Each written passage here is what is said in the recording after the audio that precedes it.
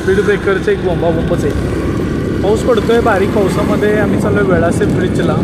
किती सुंदर नजारा यार, अमेझिंग यार. इथंच घर बांधून राहायची इच्छा आहे आता, इथंच राहीन आता, खरंच राहीन.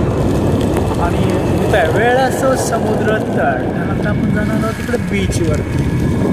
बीच ये मौसम का जादू है मित्रों, ये दिल में नहीं है